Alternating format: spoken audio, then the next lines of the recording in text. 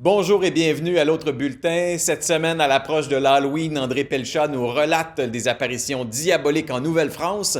On vous invite à aller chercher votre lunch au Terrier de Warwick. Et Jean-François Verrette de Culture Centre du Québec nous présente Andréa Lacharité, une artiste de Saint-Albert. Bonsoir, mesdames et messieurs. Alors, ce soir, comme l'Halloween s'approche, on va avoir un petit sujet surnaturel. Alors, on va parler d'anecdotes, on va parler en particulier d'apparitions du diable et de démons. Où ça? Ben ici, en Nouvelle-France. Il y a un petit bout de temps, par exemple. Notre première source nous vient de sœur Marie Morin, qui, selon certains, serait la première historienne du Québec. Elle entra chez les sœurs de l'Hôtel-Dieu de Montréal et elle monta en grade assez rapidement, gérer les finances de la congrégation, s'occupe des approvisionnements. En 1693, elle est la première femme née au Canada à être élue supérieure de l'Hôtel-Dieu de Montréal. Mais c'est aussi à cause d'un autre accomplissement qu'elle est restée dans les mémoires, c'est qu'à partir de 1697, elle commence à écrire ce qu'elle a appelé « Histoire simple et véritable de la congrégation » et son manuscrit, écrit à temps perdu, elle va le terminer en 1725 et c'est une source exceptionnelle sur la Nouvelle-France.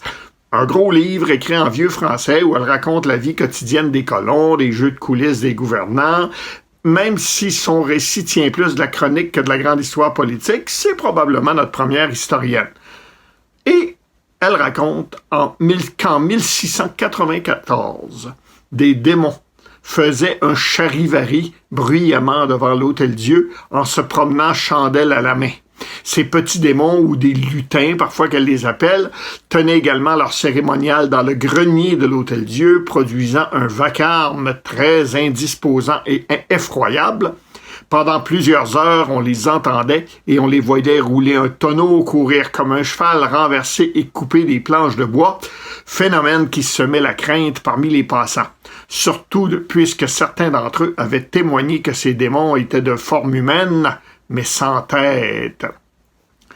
On sait que l'hôpital, qui a été bâti malgré tout et grâce à des secours imprévus, est détruit par le feu le 24 février 1695, 3 mois à peine après son inauguration.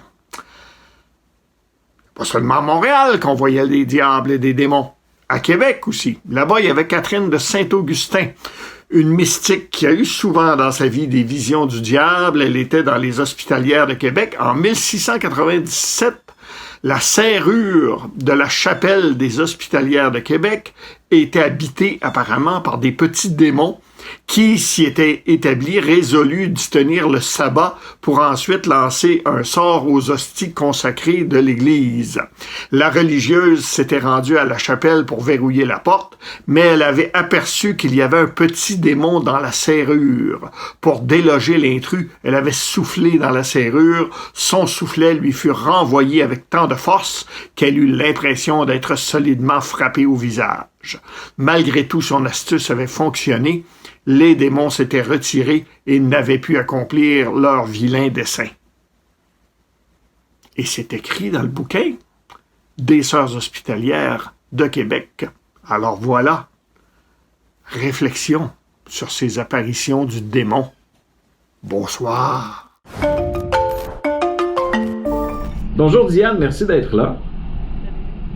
Alors, le centre d'entraide Contact à Warwick. Parle-nous-en un petit peu. C'est quoi la mission du centre d'entraide? Ben, le centre d'entraide, ça fait 38 ans qu'il existe.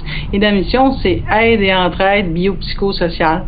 Donc, c'est tout ce qui englobe les services à l'individu en crise biopsychosociale. D'accord. Et puis là, cet automne, vous rajoutez un nouveau service qui s'appelle le Terrier. Oui, c'est parce qu'on s'est dit que c'est bien de travailler sur la conséquence de la pauvreté, comme les paniers alimentaires, les distributions alimentaires, mais c'est le fun aussi de dire qu'il y a une source à la pauvreté puis à l'exclusion sociale. Fait qu'on s'est dit, c'est le manque d'emploi, c'est pas tout le monde qui a la capacité ou qui a la formation pour intégrer de l'emploi. Fait qu'on s'est dit, si on part un resto et que tout le personnel du resto, ça va être tous des gens en réinsertion sociale, je pense qu'on va atteindre de nourrir le monde, d'avoir des repas économiques, mais aussi de donner des habiletés dans le savoir-faire puis des compétences. Fait que c'est ce qui est né de Resto Le Terrier. Oui. OK. Et ce resto-là, est-ce que n'importe qui peut aller se faire servir un bon repas? Oui, ben c'est ça le but, c'est qu'on veut voler aux riches pour donner aux pauvres. On a besoin que tout le monde, on veut que tout le monde vienne manger parce que dans le fond, ce n'est pas une soupe populaire. C'est un beau resto, l'endroit est super belle, c'est cosy, c'est accueillant. On veut que tout le monde vienne parce qu'avec les sous, soit qu'on le donne en fonds scolaires pour la banque alimentaire, on a besoin vraiment de toutes les strates de la population.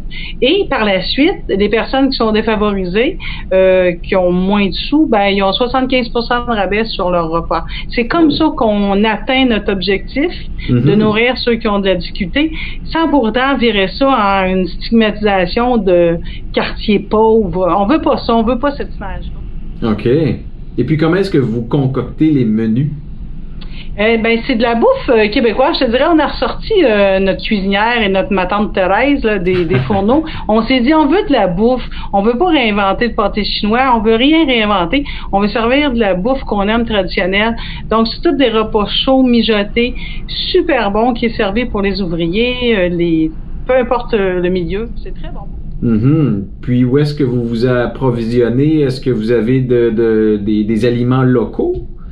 Oui, on achète toujours locaux, mais je voulais dire aussi que malgré qu'on a une banque alimentaire, tout ce qui rentre dans la confection des mets cuisinés, tout est acheté, tout est complètement frais. On ne veut pas mêler la distribution alimentaire et le resto. Le resto, on veut des aliments les plus frais possibles, les meilleurs, la meilleure qualité. Donc, on va à la jambonnière, on achète tous les légumes locaux. On veut toute de la bonne bouffe. C'est quelque chose de quand même très bien. C'est étonnant, là. C'est vraiment pas... on est loin de la soupe populaire, très loin. La région va tomber zone rouge ou est en zone rouge. Pour vous, qu'est-ce que ça change au niveau de l'ouverture du terrier? Bien, on a ouvert le terrier en période de COVID, ce qui n'était pas évident, avec les mesures sanitaires en place. Vendredi, on ferme la salle à manger, malheureusement. Mais c'est pas malheureux. On veut prendre soin de nos aînés puis de notre monde, donc c'est de la prévention. Mais on s'est dit, on va mettre sur place tout le terme take-out, les pour apporter, et on va offrir pour certaines personnes isolées comme nos aînés la livraison. Donc, à partir de la semaine prochaine, c'est des pour apporter take-out et livraison pour les personnes âgées. Et on a une carte fidélité qui est 5 repas chauds pour 35 $ plus taxes. On veut que les gens mangent en période de COVID. Tu sais, on a déjà beaucoup de difficultés. Au moins, la bouffe sur la table, c'est la priorité. Est-ce que les gens doivent vous appeler d'abord pour préparer leur commande? Non, la porte va être ouverte. On va quand même laisser les gens rentrer, circuler avec les mesures d'hygiène, la distanciation, le masque, etc. Mais ils pourront plus s'attabler et s'asseoir et manger sur place. Et puis, ça ressemble à quoi les heures d'ouverture? On est ouvert de 9h à 2h, mais dans le fond, on fait juste servir le dîner. On est ouvert de 9h à 2h parce qu'il y a une travailleuse sociale sur place. Okay. Et on veut trouver tout ce qui est errance, ennui. On veut une place où les gens peuvent venir prendre un café et rencontrer une travailleuse sociale. Tu sais, c'est le fun de parler à quelqu'un et me dire je prends mon café, je jase, puis sans m'en rendre compte, ben j'ai eu un rendez-vous avec une professionnelle de la santé mentale, puis je m'en ai pas rendu compte. J'ai trouvé plein d'outils, puis je suis repartie chez nous sans avoir été au CDC ou à la clinique. C'est merveilleux. En temps de COVID, là, je pense que c'est un besoin. Ah oui, ça a l'air merveilleux et très chaleureux en plus comme endroit. Ben, c'est pour ça qu'on a appelé ça le terrier. C'était dans un sous-sol. On a dit, on va mettre un décor très cosy, très enveloppant, et on va lâcher là sur une travailleuse sociale là-dedans. Donc, quand tu as la déprime, viens prendre un café, tu vas jaser avec des gens, tu ne sauras pas qui est qui, mais tu vas sortir avec un coffre d'outils, un bon café, une bonne bouffe, puis ça va être merveilleux. Parfait. Ben, Diane, rappelle-nous l'adresse. C'est le 214 Saint-Louis à Warwick. 214 Saint-Louis à Warwick, donc en plein centre-ville. Oui, il faut rappeler que tous les fonds retournent à la communauté. C'est-à-dire quand tu viens acheter chez moi, ben c'est comme si tu donnes un don à la communauté. En plus, tu as mangé, c'est génial. Ah, ben c'est super. On invite les gens à venir prendre un café, prendre une bonne bouchée. Oui. Parfait. Ben merci. Moi le premier, j'y serai. Merci beaucoup, Diane. Bye. Bye-bye. Bonjour à tous, mon nom est Jean-François Verrette et je suis agent de communication à Culture Centre du Québec. Je suis de retour cette saison pour vous faire part de mes chroniques culturelles. Cette semaine, nous allons vous parler d'une jeune artiste de la relève de la région. Son nom est Andrea Lacharité et je lui laisse la parole. Je suis Andrea Lacharité, artiste photographe. Je viens de Saint-Albert. Et aujourd'hui, je vous présente ma série Papillons de nuit au corridor. Alors, ce que je vous présente dans ma série, ce sont des nus féminins. Pourquoi j'ai toujours été attirée par le corps de la femme, c'est qu'en fait, je veux le présenter sous une forme qu'on ne présente pas habituellement. Donc, je trouve qu'on voit souvent le corps de la femme, soit il est hyper sexualisé, ou on demande de le cacher. Alors, je voulais montrer ici une façon du corps de la femme de se dégager de tous ces préjugés-là et de se libérer elle-même. Donc, c'est une forme d'évolution qu'on voit à travers ma série. Je présente le corps de cette femme dans un décor. Ce décor, c'est une forêt.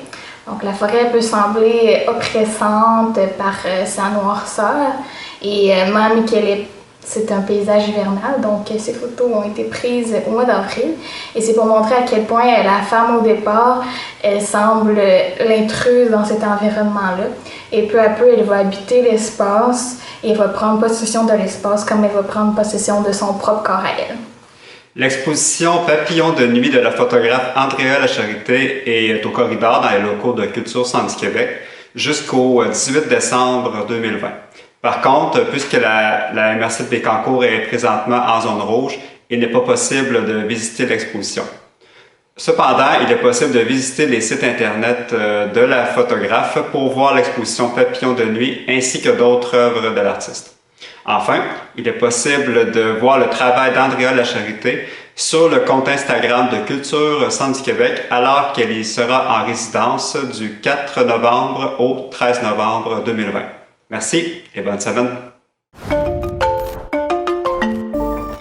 Merci d'avoir été là. La semaine prochaine, on se revoit avec de nouvelles chroniques et entrevues. À bientôt!